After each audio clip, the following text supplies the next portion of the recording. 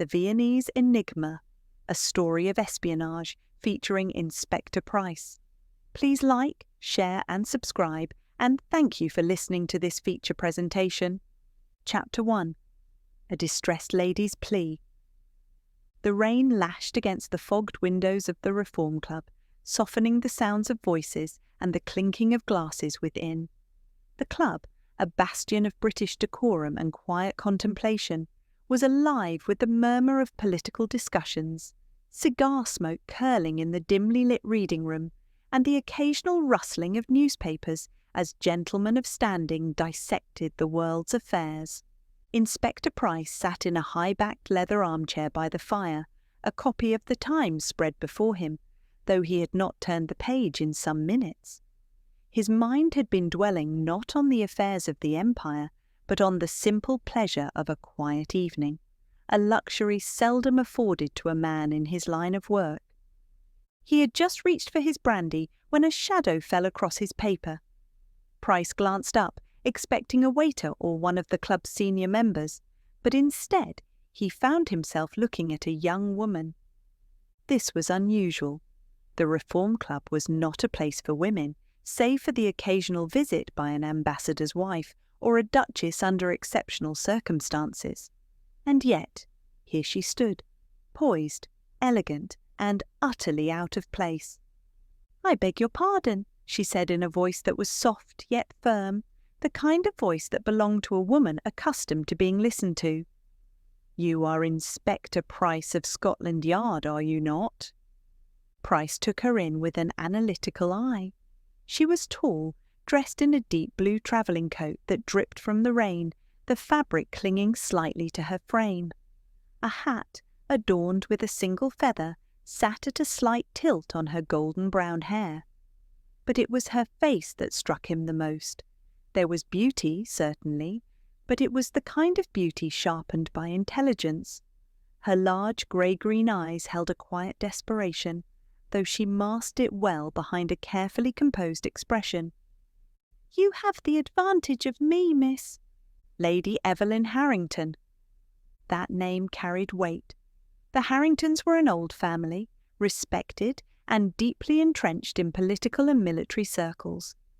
Price folded his paper carefully and gestured to the seat opposite him. "Do sit down, Lady Evelyn." She hesitated only a fraction before seating herself. "I am aware this is highly improper," she began.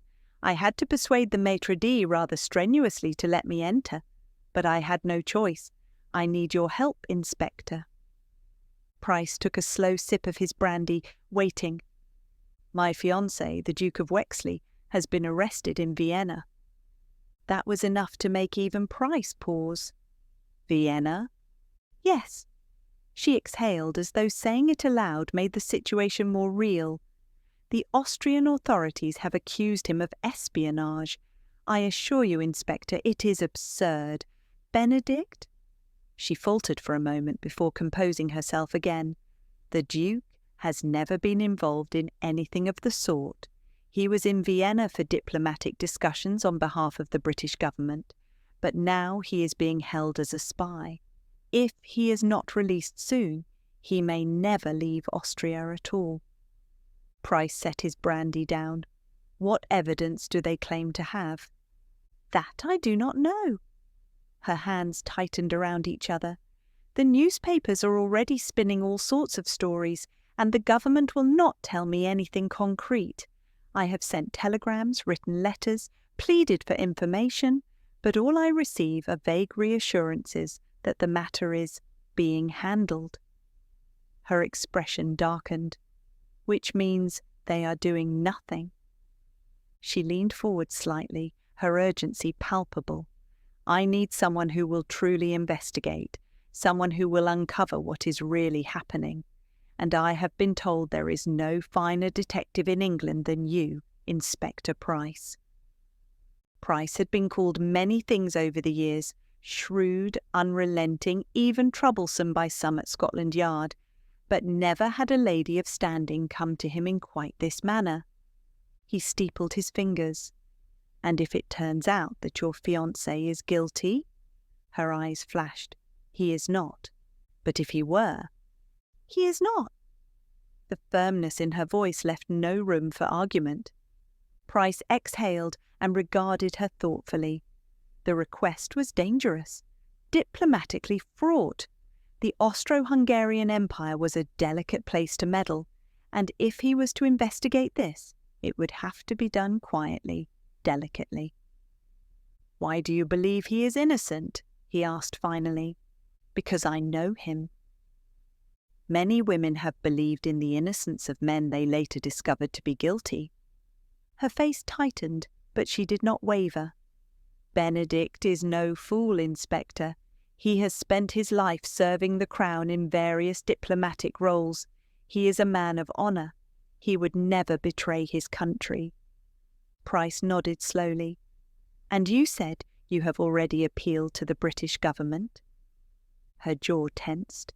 "Yes, my family has some influence, but I fear it is not enough. There are whispers, Inspector, whispers that this is not just a case of mistaken identity or political manoeuvring. Some in London seem almost content to let him rot in a Viennese prison. I fear there is something darker at play."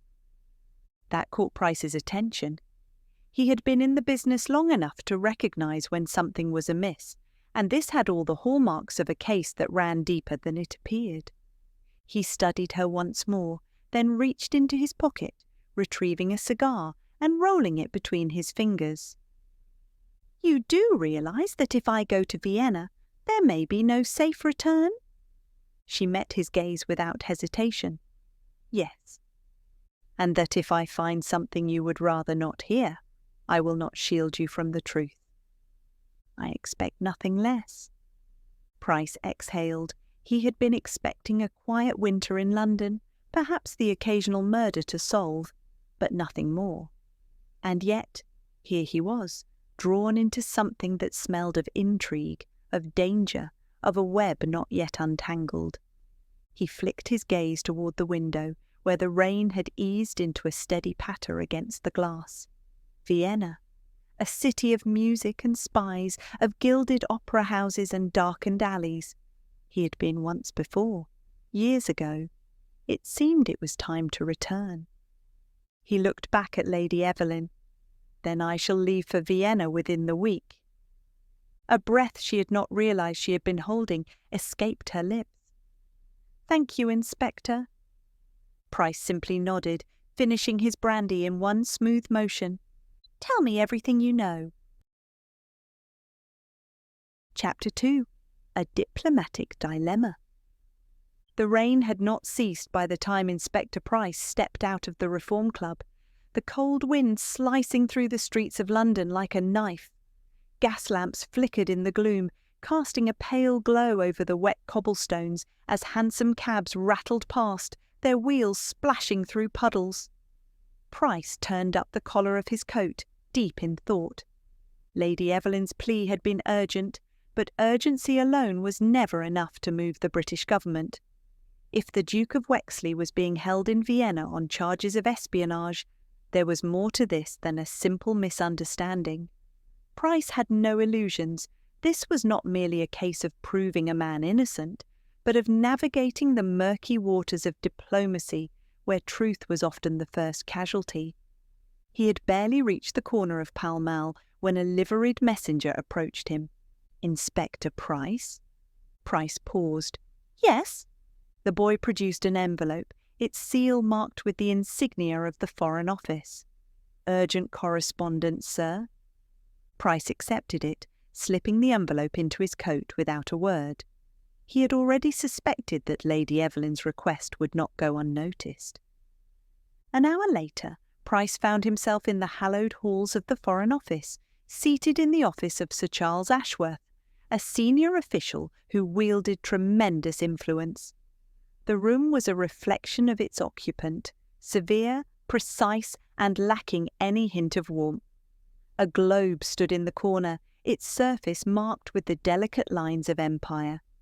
Sir Charles himself was a man of late middle age, his hair silvered, his face weathered by years of negotiation and careful manoeuvring. He did not rise when Price entered, merely gesturing to the chair opposite his desk. "You move quickly, Inspector," he said, folding his hands over a stack of telegrams.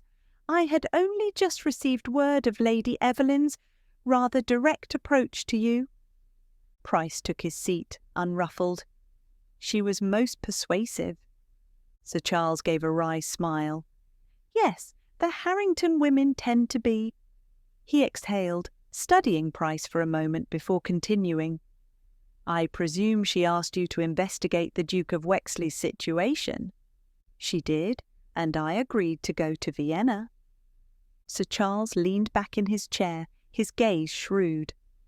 "I assume you understand the delicacy of the matter." Price tilted his head slightly.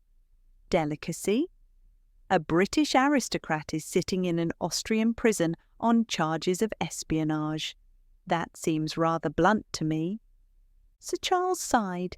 "Then allow me to be blunt, Inspector. The Duke's arrest is inconvenient, dangerously so. Vienna is a powder keg at the moment. Relations between Britain and the Austro-Hungarian Empire are stable but fragile. If we push too hard, we risk worsening the situation. And yet, if we do nothing, we allow one of our own to be branded a spy." Price studied the older man carefully. "Then tell me, Sir Charles, what is it you want from me?" The diplomat tapped his fingers against the desk. "We need answers, Inspector. Discreetly. If the Duke is innocent, we must secure his release without scandal. But if he is guilty, well—" He let the words hang. "There are those in government who would prefer to distance themselves from him entirely." That intrigued Price. "You don't sound convinced of his innocence." Sir Charles hesitated. "We have received intelligence, conflicting reports. Some claim the Duke was caught with sensitive documents belonging to the Austrians. Others suggest he was simply in the wrong place at the wrong time. What concerns me is that there are those in Vienna who want him convicted, and I do not know why." Price nodded. "Then my job is to find out." "Precisely, but you must proceed with caution, Inspector. You will have no official standing in this matter. The Foreign Office cannot be seen as interfering. You will be travelling as a private citizen." Price had expected as much.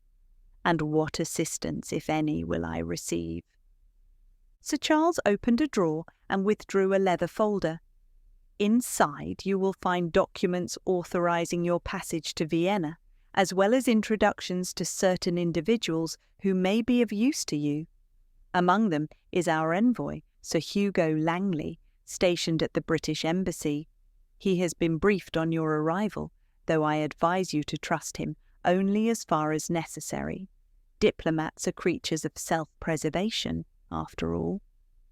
Price took the folder and slipped it into his coat. "And the Austrians?" "What do they say?" Sir Charles's mouth tightened. "They insist the case against the Duke is solid, but their secrecy suggests otherwise. The Austrian police are not fools, Inspector, but neither are they above political influence. There are forces at play here beyond our immediate sight." Price rose. "Then I had best uncover them." Sir Charles gave him a long look before nodding. "One more thing, Inspector." Price paused at the door. Sir Charles's voice was quiet but firm. "Be careful whom you trust in Vienna. Not all enemies wear foreign uniforms." The following morning, Price was seated aboard the European Express train. The carriage was a study in luxury, plush seats, gleaming brass fixtures, the faint scent of cigars and French perfume lingering in the air. Outside, the rolling countryside of northern France blurred past under a grey sky. Price's compartment had a view, but his thoughts were elsewhere. The case troubled him, not just for its political implications, but for the questions that still lingered. Why had the Duke been arrested so decisively? Why had the Austrians been so quick to label him a spy? And most troubling of all, why did the British government seem so uncertain of his innocence? A soft knock at his door interrupted his musings. He turned to see the train steward, a neatly dressed man with an impeccable posture. "Inspector Price?" Price raised an eyebrow. "Yes." The steward stepped inside, closing the door behind him. He produced a small silver tray upon which rested a single envelope. "This was delivered to you by a gentleman at the last station, sir. He insisted it was urgent." Price took the envelope, frowning slightly as he examined the seal. It bore no official markings, no sign of its sender. He broke it open and unfolded the single sheet of paper inside. The message was short, scrawled in an unfamiliar hand. "Do not trust the Countess. She knows more than she pretends." Price exhaled slowly, folding the note carefully. Vienna awaited him, and it seemed the game had already begun. Chapter 3. The Grand Arrival in Vienna. The luxurious train thundered through the heart of Europe, cutting across vast fields and mist-laden valleys, its carriages filled with diplomats, aristocrats, and travellers of means. Inspector Price had spent the first leg of his journey in contemplative silence, watching the scenery shift from the gentle countryside of France to the snow-dusted plains of the Austro-Hungarian Empire. He had reread the cryptic message delivered to him on the train at least a dozen times. Who had sent it? And more importantly, who was the Countess? The name had not been mentioned in any briefing. Someone already knew of his arrival, perhaps even anticipated his movements. As the train pulled into the Wien Westbahnhof, the Grand Viennese railway station, Price took a final glance at the passing buildings, their domed roofs gleaming under the grey winter sky. Vienna had always been a city of contradictions, elegance wrapped in intrigue, a place where music, power, and espionage intertwined in an unspoken dance. The moment the train halted, attendants rushed along the platforms, ready to assist well-heeled passengers with their luggage. Price stepped onto the platform, his leather travel bag in one hand, his dark coat buttoned high against the winter chill. The scent of coal smoke and fresh pastries lingered in the air, mingling with the distant sounds of horse-drawn carriages and hurried conversations in German, French, and English. A man was waiting for him. Tall, with a stiff military posture and a face that bore the deep lines of political experience, Sir Hugo Langley, the British envoy to Vienna, was dressed impeccably in a tailored coat and gloves. His watchful grey eyes assessed Price the moment he approached. "Inspector Price, I presume?" "Sir Hugo." Price shook his hand firmly. "I trust your journey was comfortable." "Comfortable enough. But I assume you didn't come here simply to welcome me with pleasantries." Langley's lips curved slightly, the ghost of a diplomatic smile. "No, Inspector. Come, I have a carriage waiting. There is much to discuss." As the carriage rattled through Vienna's grand boulevards, Price took in the city's splendour. Wide avenues flanked by baroque facades, elegant cafes where men in tailored suits sipped coffee and debated politics, street vendors selling roasted chestnuts beneath the towering Gothic spires of St. Stephen's Cathedral. The city was alive, yet there was an underlying tension, a sense of unrest lingering beneath its polished surface. "Vienna is uneasy these days," Langley remarked, as if reading Price's thoughts. "The empire is ageing, and with it its grip on power. The old alliances are shifting, Inspector, and men in power grow paranoid." Price nodded. "And that paranoia extends to the Duke of Wexley." "Precisely." Langley sighed. His arrest was swift, unusually swift. No trial yet, no real evidence presented, only whispers that he was caught in possession of sensitive documents. Whispers from whom? Langley hesitated, then glanced out the window. "That is what troubles me, Inspector. There are factions within Vienna who stand to gain from this, some within our own embassy, others among the Austrians. But the most troubling rumour is that someone in London, wants him to stay locked away. Price absorbed this quietly. Lady Evelyn believes he was framed. Langley gave a knowing chuckle. Lady Evelyn believes many things. She is sharp, but she is also in love, never a useful trait when examining the truth. The Duke's situation is precarious. His trial will proceed soon unless we intervene. Your job is to uncover the truth, but do so delicately. Price arched an eyebrow. And what if the truth is inconvenient for London? Langley met his gaze with the cold composure of a diplomat. Then I suggest you find a version of it that does not lead to war. Langley had arranged for Price to stay at the Hotel Sasha, the finest in Vienna. Its polished marble floors and grand chandeliers exuded old-world elegance, and the staff moved with a practiced discretion that suggested they had served spies and politicians before. As Price checked in, the concierge handed him a small cream-coloured envelope. "For you, Herr Price," the man said in smooth English. Price opened the envelope as he ascended the grand staircase to his suite. "We must speak. Midnight. Café Imperial. Be discreet." No signature, no indication of who had sent it.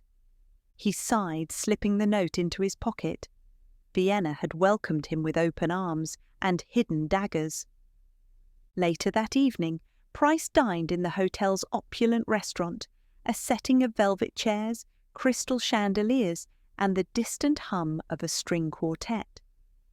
As he finished his meal, he became aware of a figure watching him. A man in his 50s, impeccably dressed, his moustache neatly groomed. He was sitting alone, pretending to read a newspaper. Price finished his drink slowly, then rose and walked past the man's table as if heading for the exit. Just as he passed, he murmured, "You've been watching me for 20 minutes. Either you have something to say, or you're very bad at your job." The man barely flinched.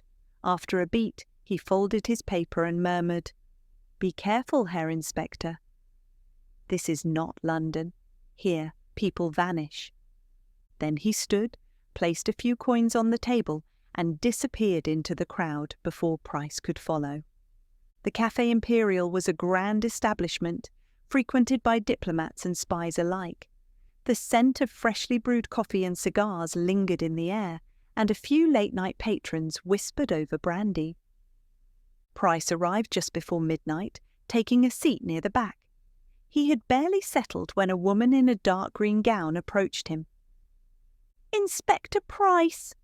He looked up. She was striking, tall, poised with dark auburn hair and piercing blue eyes. A ruby brooch gleamed at her throat, catching the dim light.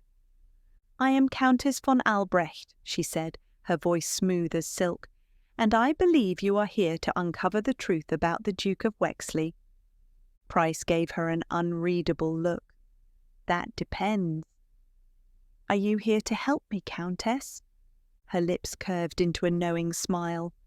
"That, Inspector, remains to be seen." Price leaned back slightly, studying her. Somewhere in his coat pocket, the anonymous warning burned in his mind. "Do not trust the Countess. She knows more than she pretends." Enjoying the story so far? Let me know in the comments. Chapter 4. The Lady with the Ruby Brooch. "You are staring, Inspector," she murmured, stirring her coffee with a silver spoon. "Do I intrigue you?" Price remained impassive. "I was merely wondering whether you called this meeting to provide me with answers, or more questions." The Countess smiled, taking a sip of her coffee. "Perhaps both." Price leaned forward slightly. "Then let's not waste time, Countess. You sought me out. What is it you wish to tell me about the Duke of Wexley?"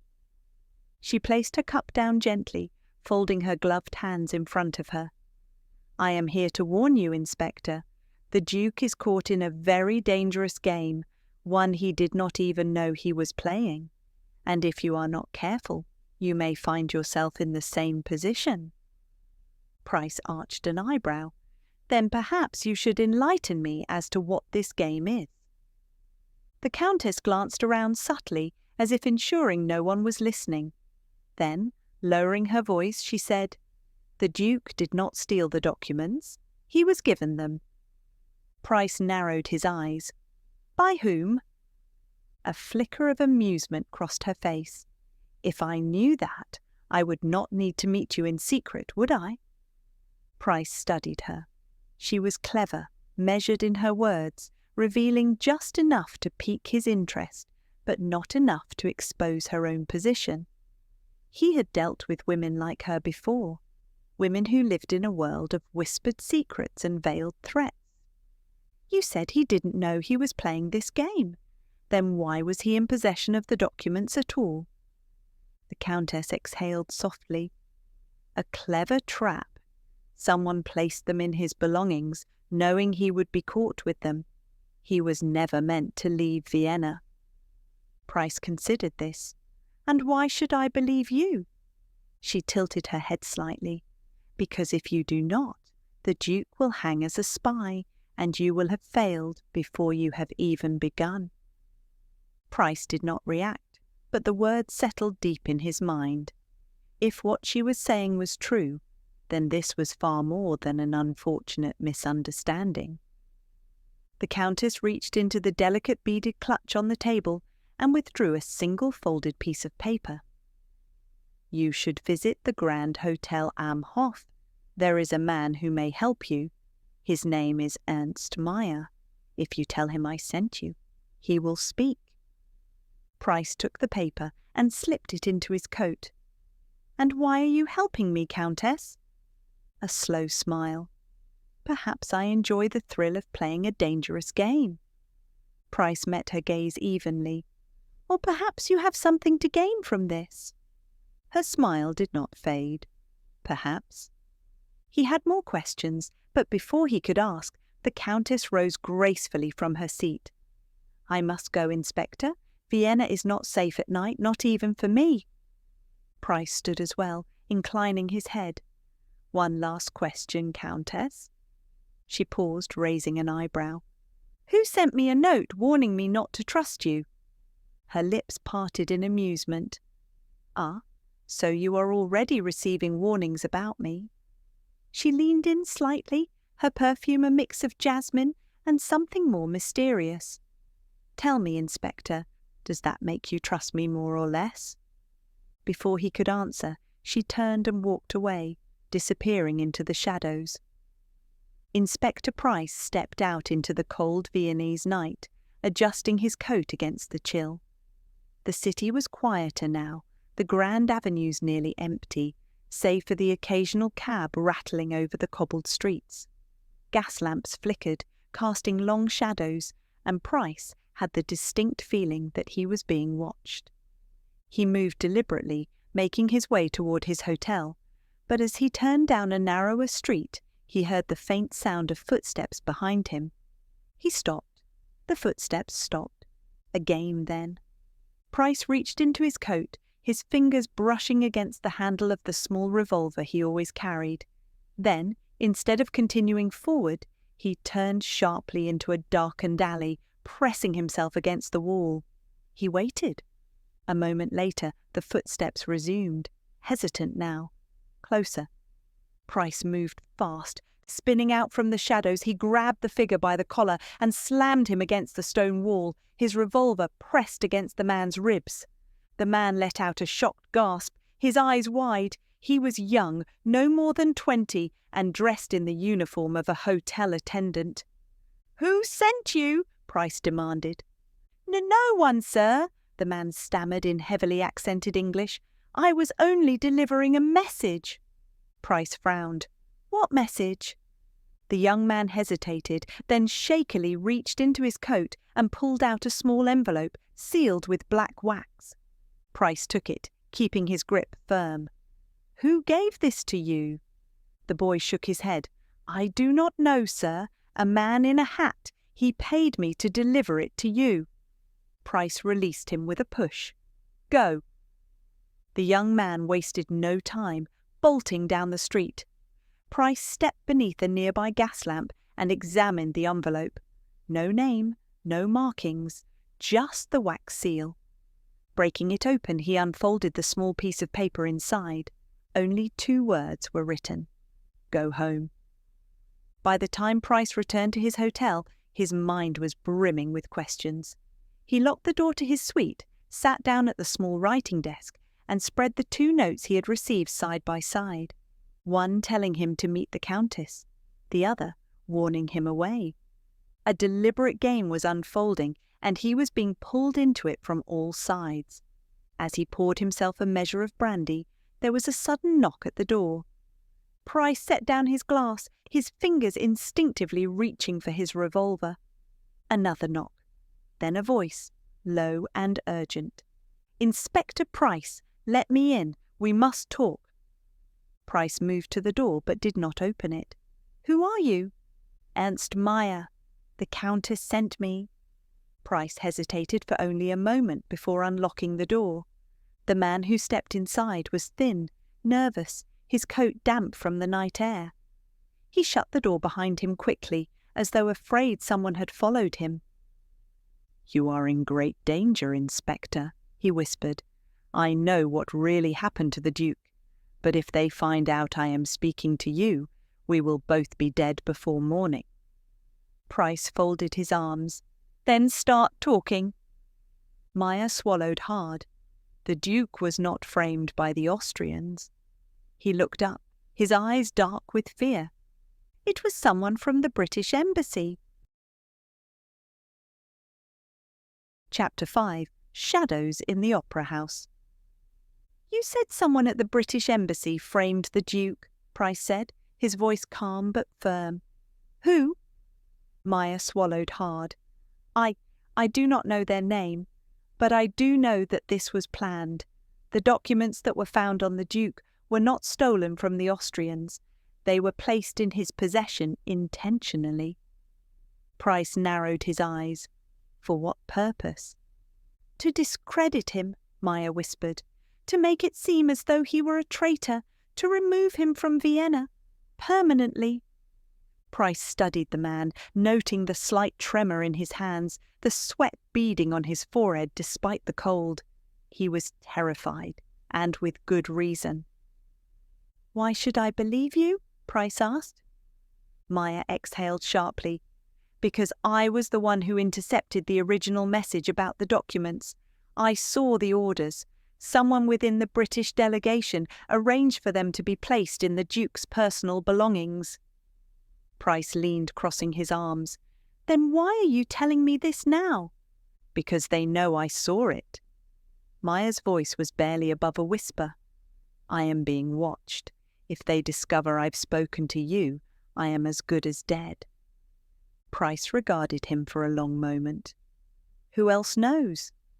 Meyer shook his head. "No one, not yet." Price sighed. "Then you need to leave Vienna." The man gave a hollow laugh. "Easier said than done, Inspector." Price nodded slightly.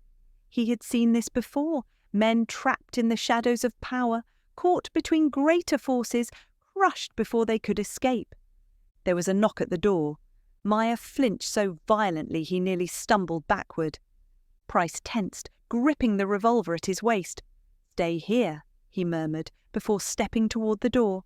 He pressed his ear against it. Another knock, soft, deliberate.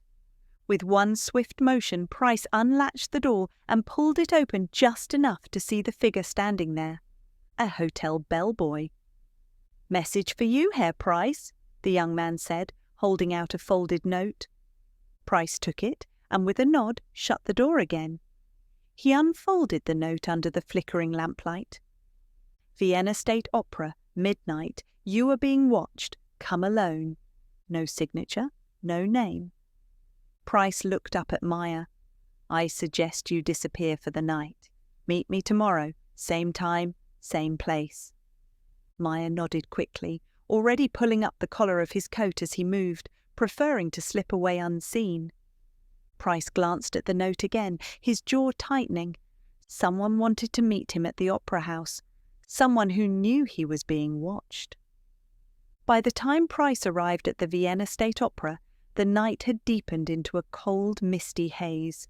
The grand building loomed before him, its ornate facade illuminated by gaslights, the last of the evening's patrons spilling onto the street.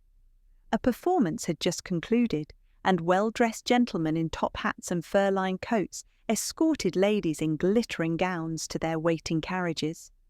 Price adjusted his own coat and walked up the stone steps, passing through the grand entrance.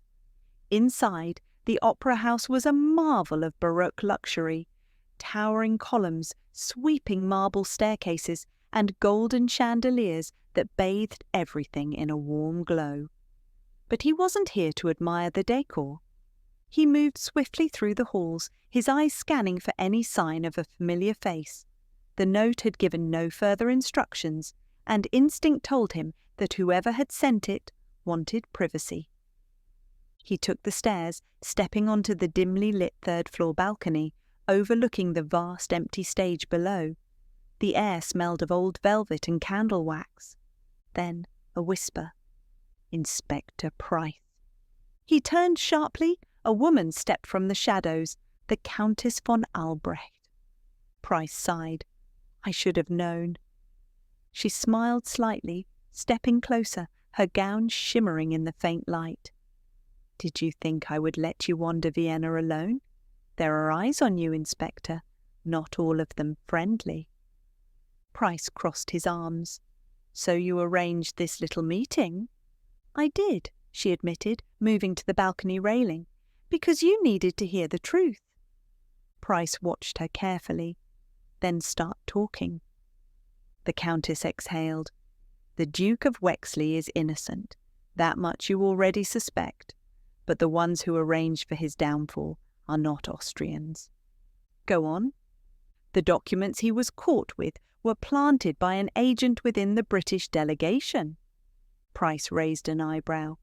That much I've already been told. The Countess turned, her blue eyes sharp.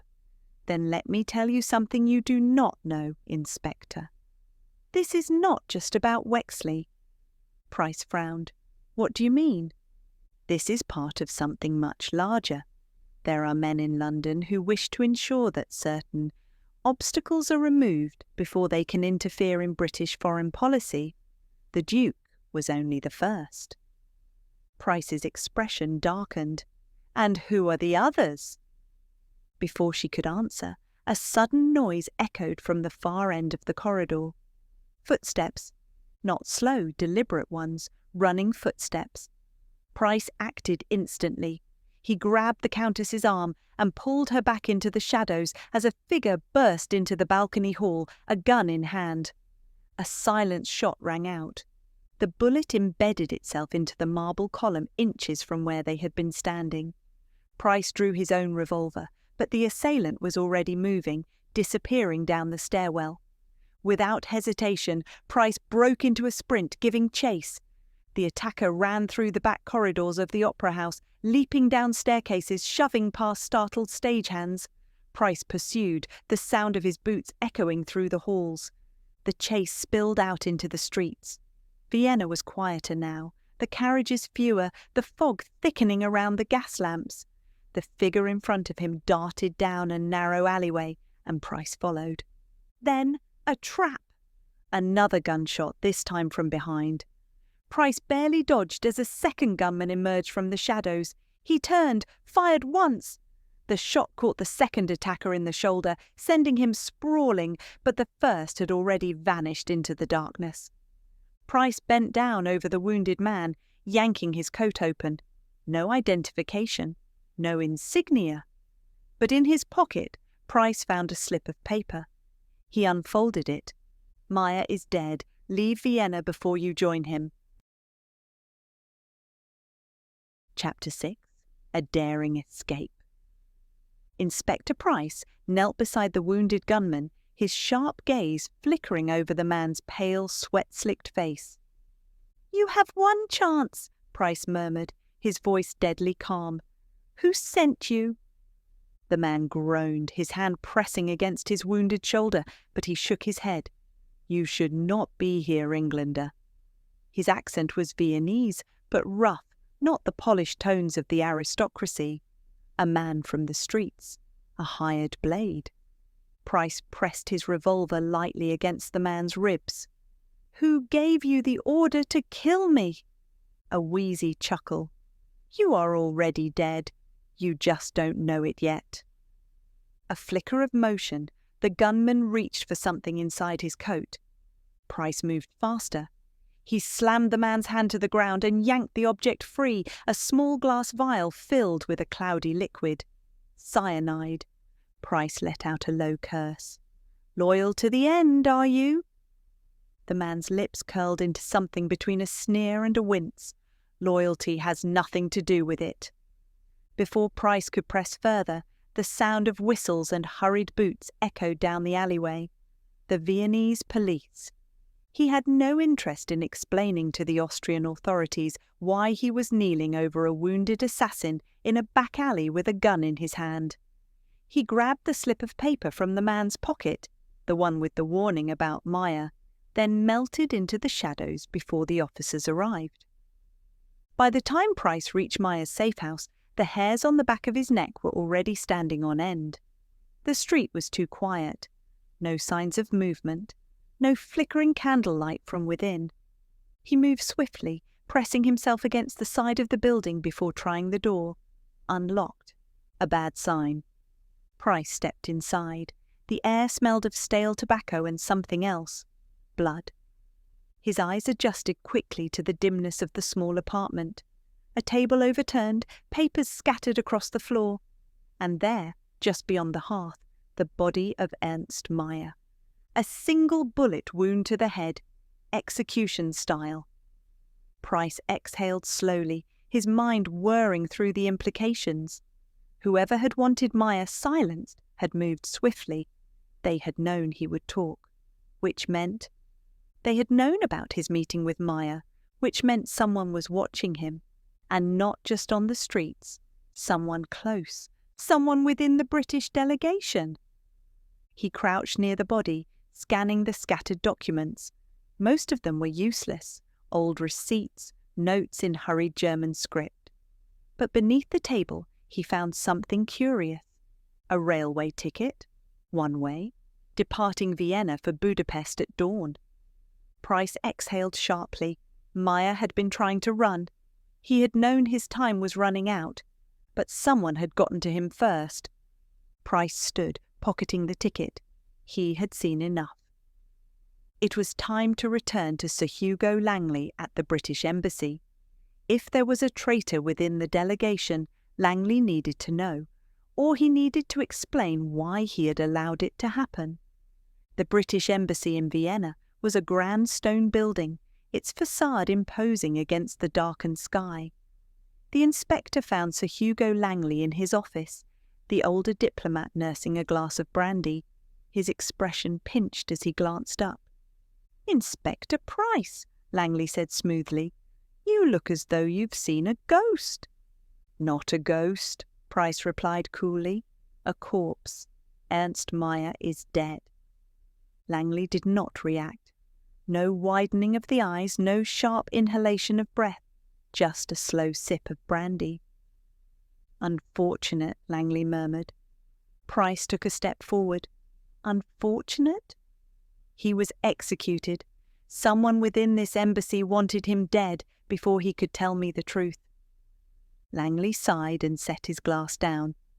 "You are making dangerous accusations, Inspector." "I'm not making accusations," Price countered. "I'm stating facts. Someone framed the Duke. Someone within our own ranks." Langley steepled his fingers, watching Price carefully. "And what do you plan to do about it?" Price hesitated. There was something wrong here. Langley was too calm, too measured. He knew, Langley knew who the traitor was, and he was covering for them. Price clenched his jaw. "I plan to uncover the truth." Langley exhaled, shaking his head slightly. "You are not the first man to chase the truth in Vienna, Inspector, nor will you be the first to regret it." There was a warning in his voice, a threat. Price did not respond. Instead, he turned sharply and strode out of the office, his mind working furiously. If Langley was protecting someone, then that meant the web of betrayal was even deeper than he had imagined. Price barely made it out of the embassy doors before he felt the presence of someone following him. He walked briskly, not running, but not lingering either. The cold wind bit at his face as he stepped onto the boulevard, heading toward his hotel. He needed time to think. Then a sudden rush of movement. A gloved hand grabbed his arm, yanking him into the darkness of a nearby alley. Price reacted instantly, twisting free, elbowing his attacker in the ribs. A grunt, a struggle. A second attacker moved in. Price lashed out, catching the second man in the throat. The attacker staggered back, but the first was already recovering, reaching for a knife. A gunshot, not from Price. From the shadows! The first attacker dropped, blood spreading across his coat. The second hesitated, then bolted into the darkness. Price turned sharply toward the source of the shot. The Countess von Albrecht stood at the mouth of the alley, a small pistol in her gloved hand, smoke curling from the barrel. "Inspector," she murmured, slipping the weapon back into her coat. "It seems someone wants you dead." Price exhaled, straightening. "You're late." A flicker of amusement crossed her face. "I had to make sure you were worth saving." She took a step closer. "The Duke is running out of time, Inspector. And so are you. Whoever is behind this, they know you are getting close." Price nodded grimly. "Then I need to get to the Duke before it's too late." The Countess held his gaze for a long moment. Then finally she nodded. "Then we leave for the prison tonight." Chapter 7. The Unexpected Culprit. The Viennese night was thick with mist as Inspector Price and Countess von Albrecht rode in a closed carriage toward Kaisersefer prison, the fortress-like structure on the city's outskirts where the Duke of Wexley was being held. Inside the carriage, the Countess adjusted her fur-lined cloak, her expression unreadable. "You are certain about this?" Price asked. She nodded. "If we do not act now, the Duke will disappear into the Austrian justice system, if he has not already been silenced." Price leaned back, considering his next move carefully. The Duke had never been a spy. He had been framed. But by whom? More importantly, why? The answer had to be inside the prison. Kaisersefer prison loomed ahead, a monolithic structure of stone and iron, its high walls stretching toward the sky like the bars of a massive cage. 2 guards stood at the entrance, rifles in hand, watching the night with practiced boredom. The Countess produced 2 forged documents from her sleeve, handing them to Price. "These will get us inside. They identify us as diplomatic envoys from the British delegation." Price took the papers, slipping them into his coat. "And if they don't believe us?" She gave a faint smile. "Then I hope you are good at improvising, Inspector." Price exhaled sharply and stepped forward. The Austrian guards studied the papers under the dim lantern light, their brows furrowing as they read. "This is highly irregular," one of them muttered. The Countess leaned in slightly, lowering her voice. "We are here under the direct orders of Sir Hugo Langley at the British Embassy. I assume you do not wish to be responsible for delaying an official investigation." The mention of Langley had the desired effect. The guards exchanged a glance, then stepped aside. "Very well. 5 minutes. No more." The air inside the prison was thick with the stench of damp straw, sweat, and despair. The guards led them down a dim corridor lined with iron-barred cells, the occasional whimper or cough breaking the silence. When they reached the Duke's cell, Price immediately knew something was wrong. The Duke of Wexley was pale, his once regal bearing diminished. His coat was gone, his shirt torn, and a deep bruise darkened the side of his face. He looked up, his blue-grey eyes dull with exhaustion, until he saw Price. "You," he breathed, "the detective." Price stepped closer, gripping the iron bars. "Your Grace, we don't have much time. I need the truth. Did you ever see the documents they say you stole?" The Duke exhaled shakily. I told them I had never seen them before. Someone placed them in my luggage, but no one believes me." Price's mind worked quickly. "Did you receive any visitors before your arrest? Someone from the British delegation?" The Duke hesitated. Then his eyes darkened. "Yes," he murmured. "Sir Hugo Langley." Price's jaw clenched. "Langley came to you before you were arrested?" The Duke nodded. "He told me there were concerns about my position, that the Austrians might try to use me, but I never expected—" He exhaled heavily. "I was a fool to trust him." Price exchanged a glance with the Countess. The pieces had finally clicked into place. Langley had not just covered up the frame job, he had orchestrated it. Before Price could press further, footsteps echoed down the corridor. The guards had returned, but they were not alone. Sir Hugo Langley stepped into view, his usual composed demeanour untouched. He adjusted his gloves calmly, his gaze settling on Price with something resembling mild amusement. "Inspector," Langley said smoothly, "I had a feeling you would end up here." Price's hand inched toward his revolver, but the two guards raised their rifles in silent warning. "Drop it, Inspector," Langley said softly. "I'd rather not have to kill you." The Countess standing beside Price stiffened. "So it was you?" Langley sighed. "Of course it was me. Did you think an operation of this magnitude could happen without someone at the top pulling the strings?" Price kept his voice even. "Why frame the Duke?" Langley stepped closer, his polished shoes clicking against the stone. "Because he was an inconvenience."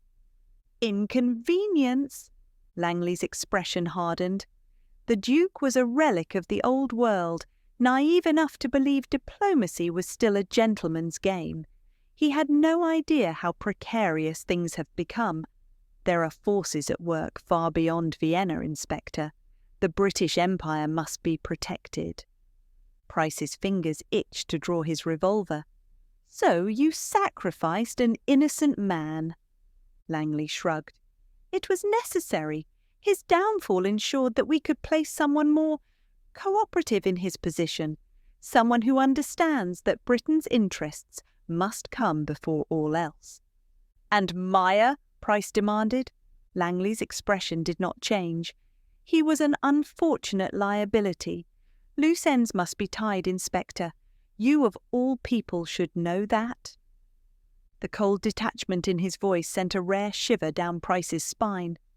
Langley turned to the guards. "Kill them both! Make it look like an escape attempt!" Price moved first. In a blur of motion, he grabbed the nearest guard's rifle, slamming the butt of it into the man's face.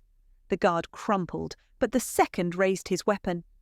A gunshot rang out. Langley staggered back, his eyes wide with shock, a dark stain spreading across his chest.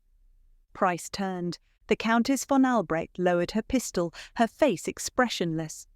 Langley gasped, stumbling back against the wall. He opened his mouth, perhaps to curse, perhaps to plead, but only a wet gurgle escaped before he slumped to the ground. Price exhaled. "I could have questioned him." The Countess tilted her head. "Perhaps, but would you have liked his answers?" Price glanced down at Langley's motionless body. The mastermind of the conspiracy lay dead at his feet, and yet something about it felt hollow. "Vienna will be rid of a traitor," the Countess said smoothly. "You have what you came for, Inspector. The Duke will be freed. The British government will cover this up.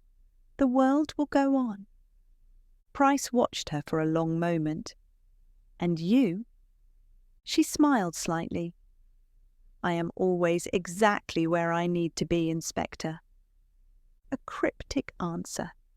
But perhaps that was the nature of Vienna itself. a city of elegance, deception, and secrets that would never truly be uncovered. Epilogue: The train to London. 2 days later, Price and the Duke boarded the European Express, bound for England. As the train pulled away, the Duke let out a long breath. "I owe you my life, Inspector." Price simply stared out the window, watching Vienna fade into the distance. "Do you think we will ever know the full truth?" the Duke asked. Price's lips curled into a small, knowing smile. "We already do. We just don't know it yet." The train thundered forward, carrying them back toward London and into yet another mystery waiting to unfold.